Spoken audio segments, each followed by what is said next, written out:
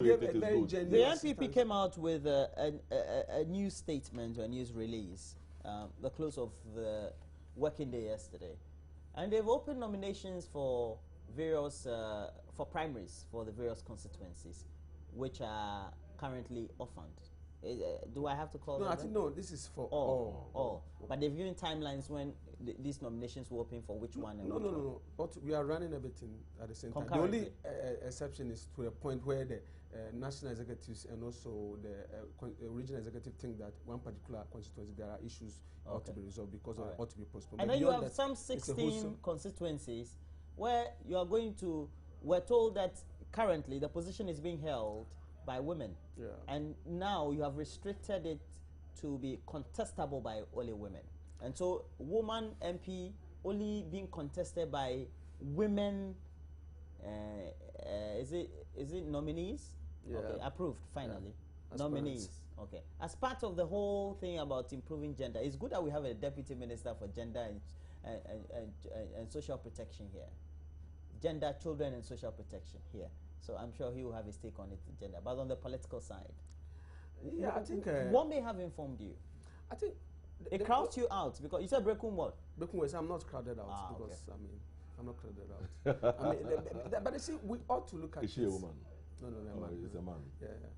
We ought to look at it from the angle of trying to push our sisters, mothers, and also the female population to sort of aspire to become leaders and all in terms of politics.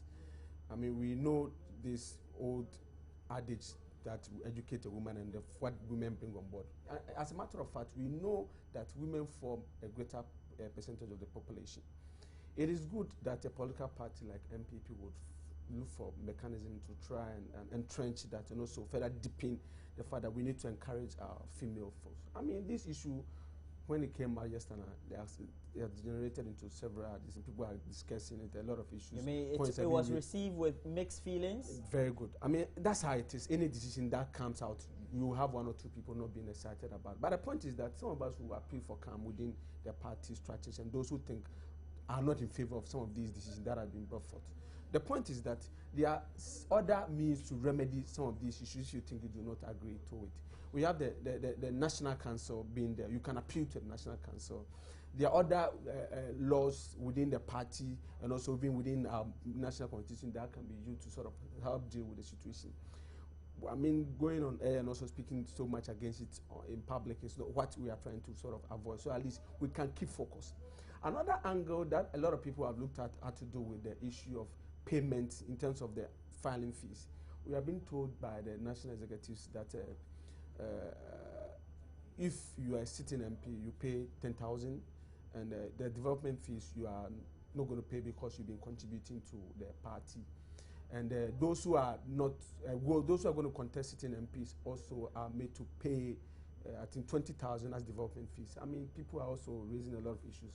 The point, some of them are talking about the fact that assuming you are possibly like me, I'm a communicator.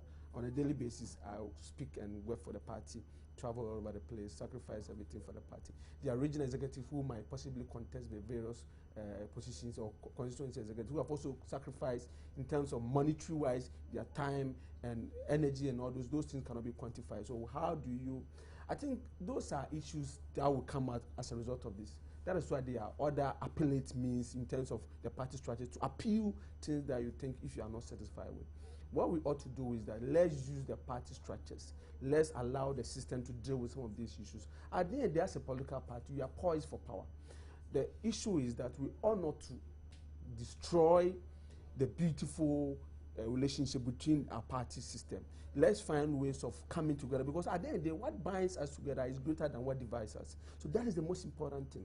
Let's find ways of dealing with the issues. So at least we can solve the problems confronting Ghanaians, because at the end, the Ghanaians are looking at us. The hopes of millions of people. I'm not getting the last bit of, you are being sentimental. So what do you mean? That what you should help and resolve problems of Ghanaians? I mean, I'm saying that if you think you have problems or you I mean, the days I've been given and the fees, especially the issues. For me as an individual, I do not have problem with it. You are expressing no, but I'm trying to divergent opinion. What I'm trying to let you. No, I'm not expressing divergent opinion, but because you are an interested party. That's what I'm trying to push here is that when you sit on platform and you are speaking, I speak for the party. Do you understand that? You work for the party. And I work for the party. You sacrifice. I sacrifice for the party. So I need to speak whatever the party is communicating. But in as much as I'm communicating with the party, so I also let people know that indeed whatever people are speaking, well, you get calls. What people are telling us, what people are testing to us. We are hearing all those things, but we are advising them that, you know what, there are internal mechanisms that can be used in dealing with the issues. Okay, you've taken 10 minutes on this very subject. What do you make of the innovation? And the NPP have shown that over the period, they tend to be innovators. Yeah, you remember over the period what was happening is that women were made to pay less fees in all parties. This is even applicable here too. Yeah, but for this one, what it means is that for every constituency, a woman can contest. But for the constituency that is being occupied by women MPs, only women can contest. That's innovative. That's novel. So what it means is that there's a tendency of increasing the number of women in the parliamentary primaries, if you like, because it's not about the final winning. That one will be decided at the main elections. So it's not bad if your purpose is to give women more chance to come up strongly. It's been a matter of big discussion. You know, this year, the issues of affirmative action will come very strongly. So issues about women will always come. And we are going to contend with that situation coming this year, particularly in the 40 years of women machinery. Those issues of closing the inequality gap will keep coming. And women should be prepared that these are issues we should be interested in. Because for this year, the nation has taken it upon itself to spare the cause of women. So you see some of these innovations coming out. So you're saying the UN alerted the NPP too? Oh, not at all. It is this year. You know, my minister just returned from the UN on the Commission on the Status of Women and reported on Ghana. The point is that there are inequalities. They want to close that inequality, and hence this innovation. And I'm sure more of these issues will be coming out strongly this year.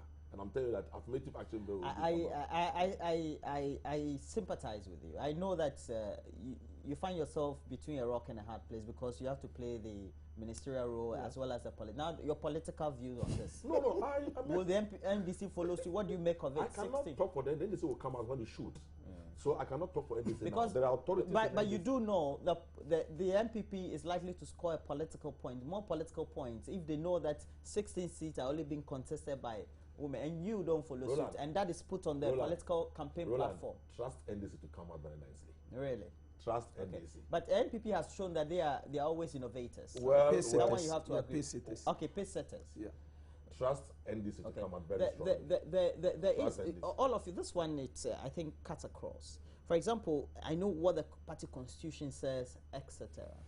I have been a parliamentary correspondent before, and you go to parliament and top MPs sometimes they lose their primaries. They lose their primaries sometimes more than a year into the main election, and you see them, they are dejected, and etc.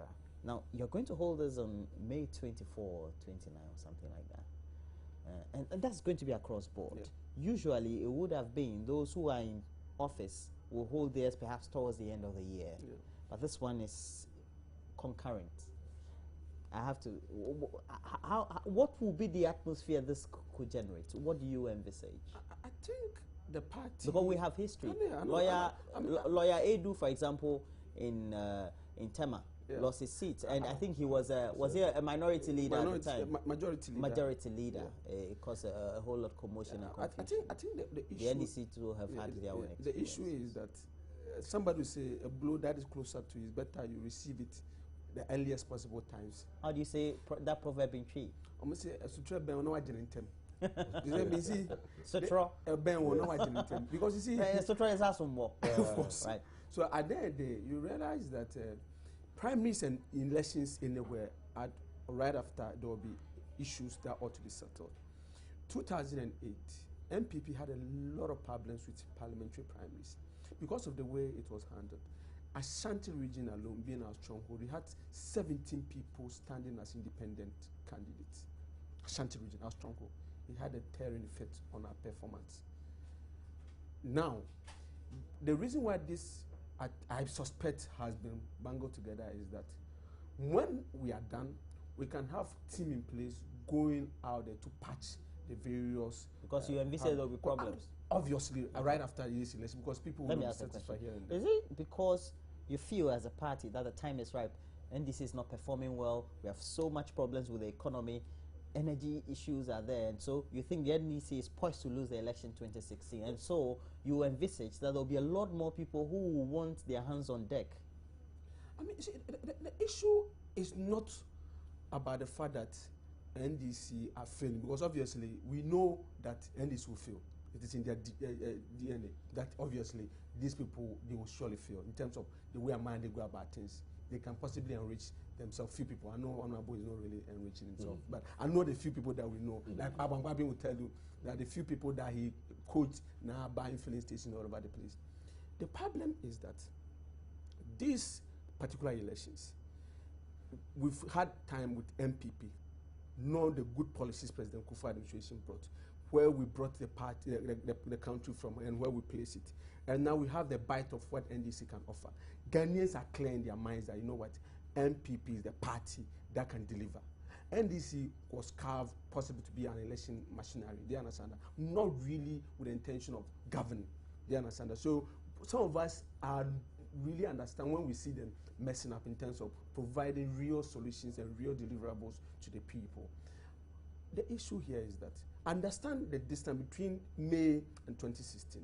It's quite a long time. Some of the MPs, sometime after they lose, which I know I'm going to win, so possibly my MP is going to be a casualty.